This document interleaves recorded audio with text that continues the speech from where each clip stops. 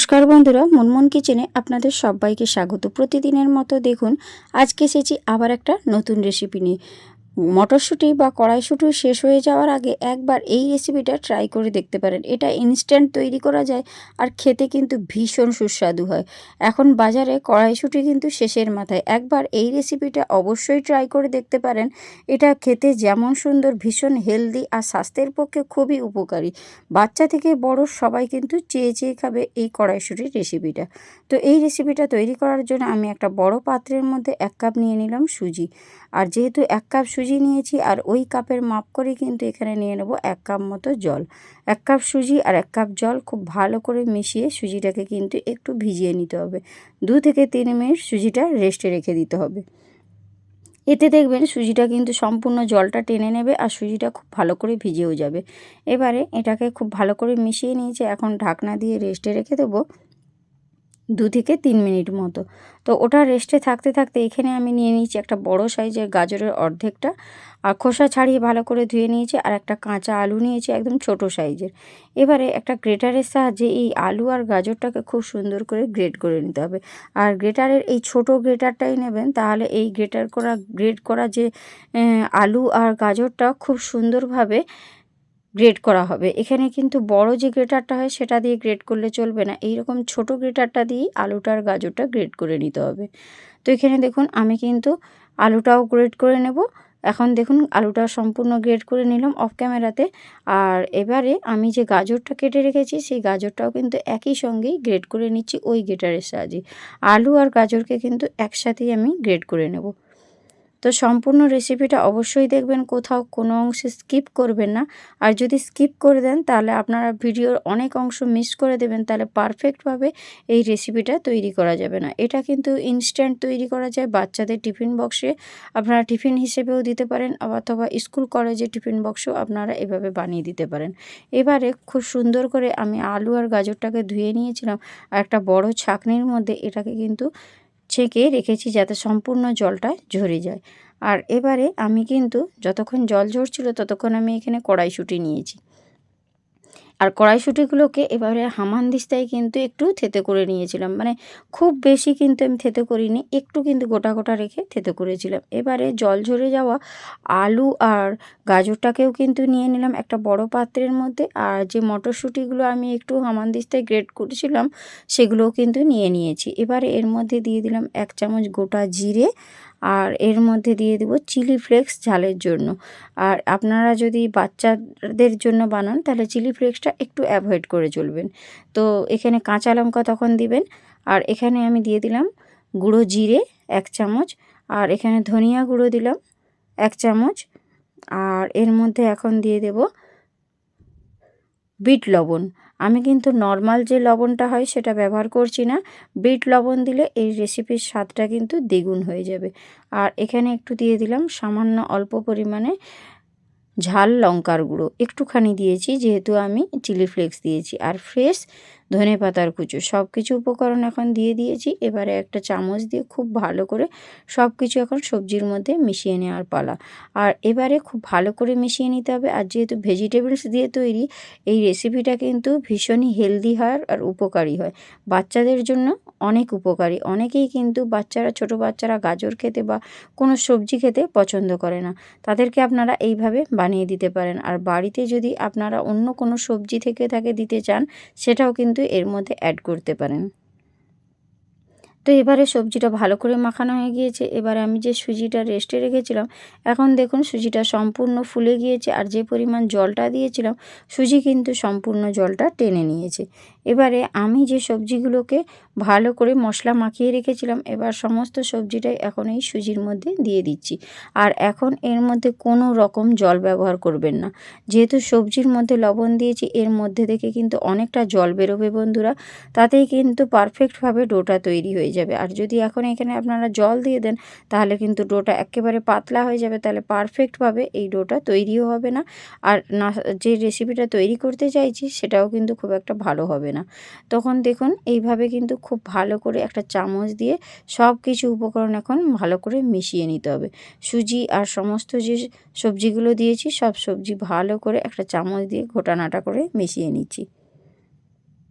তো এই পর্যায়ে দেখুন আমার কিন্তু সমস্ত সবজি এবারে সুজির সঙ্গে মেশানো হয়ে গিয়েছে। দেখে বুঝতেই পারছেন সম্পূর্ণটা মিশিয়ে নিয়েছি। এবারে এটাকে এখন একটা সাইডে রেখে দিচ্ছি। আর এর মধ্যে এখন আমি দিয়ে দিচ্ছি হাফ চামচের থেকেও একটু কম বেকিং সোডা আর একটু পাতি লেবুর রস। এটা খুব তাড়াতাড়ি অ্যাক্টিভ করবে বন্ধুরা। বেকিং সোডার মধ্যে যদি পাতি লেবুর রসটা দেওয়া হয় এটা খুব সুন্দর তাড়াতাড়ি অ্যাক্টিভ হবে, তার জন্যই কিন্তু দিলাম। তো এবার সব কিছু উপকরণ দেওয়া যখন কমপ্লিট হয়ে গিয়েছে, খুব ভালো করে এটা মিশিয়ে নিতে হবে এই ব্যাটারের মধ্যে। আর এই বেকিং সোডাটা দেওয়ার পরে কিন্তু খুব তাড়াতাড়ি এই রেসিপিটা তৈরি করে নিতে হবে, কারণ এটা কিন্তু বেশিক্ষণ রাখা যাবে না। যেহেতু আমি বেকিং সোডা দিয়েছি, বেকিং সোডা দিয়ে বেশিক্ষণ রাখলে ওর কার্যকারিতাটা তাড়াতাড়ি নষ্ট হয়ে যাবে। তো সবটাই কিন্তু ভালো করে মিশিয়ে নিলাম। আর মেশানোর কাজটা খুব ভালো করে করবেন, তাহলেই কিন্তু পারফেক্টভাবে রেসিপিটা তৈরি হবে। তো এই ব্রেকফাস্ট রেসিপিটা তৈরি করার জন্য গ্যাসের উপর আমি বসিয়ে দিয়েছি একটা ননস্টিকের প্যান। আর এই প্যানের মধ্যে আমি দিয়েছি দেখুন 1 চামচ মতো তেল। এই রেসিপিটা তৈরি করতে একদম বেশি তেলেরও দরকার হবে না, ভীষণই হেলদি রেসিপিটা তৈরি হবে। 1 চামচ তেল দিয়ে আমি কিন্তু তেলটা শুধু ব্রাশ করে দিয়েছি। এবারে এর মধ্যেই আমি তৈরি করে রাখা যে ব্যাটারটা, সে ব্যাটারটা দিয়ে দেব 1.5 হাতা মতো। প্রথমে 1 হাতা দিয়েছি, আরও একটু সামান্য অল্প পরিমাণে দিয়ে দেব। দিয়ে কিন্তু হাতার পেছনটা দিয়ে এইভাবে ঘুরিয়ে দিলেই সুন্দর একটা গোলাকার শেপ তৈরি হয়ে যাবে।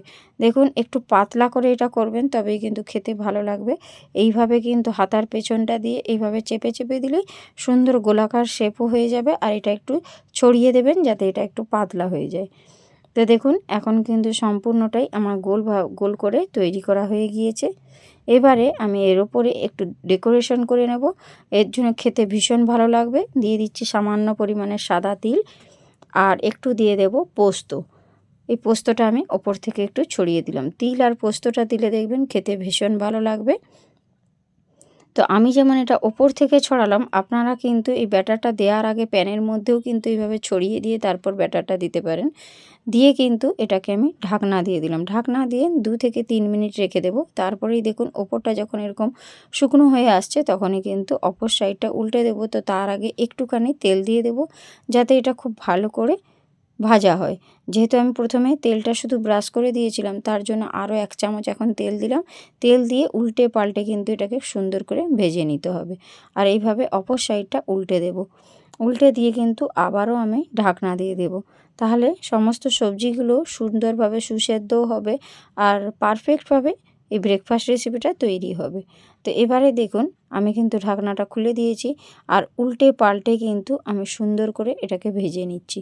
কালারটা যখন একটু লালচে ভাব আসবে, তখনই কিন্তু আমি এটা নামিয়ে নেব।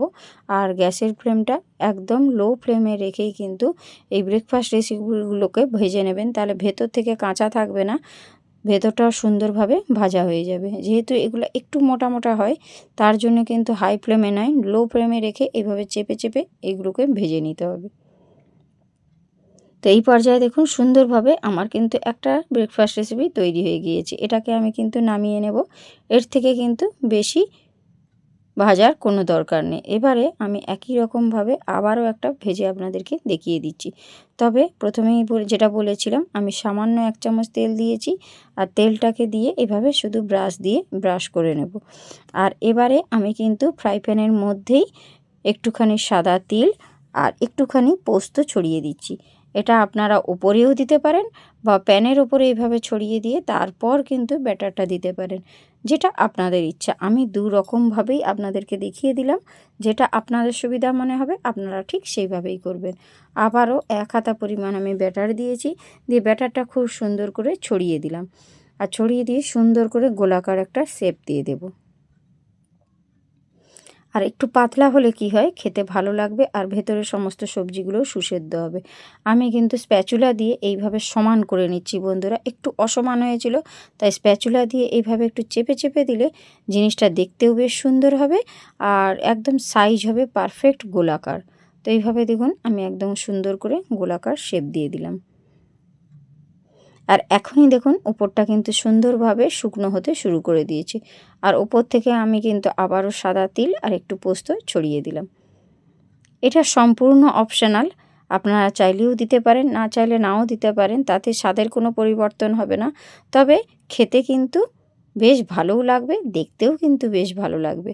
আর এখানে দেখুন একটু যখন ওপরটা এরকম শুকনো হয়ে আসছে, আমি সামান্য অল্প পরিমাণে একটু তেল দিয়ে দিলাম, দিয়ে উল্টে পাল্টে আমি কিন্তু এটাকে ভেজে নেব।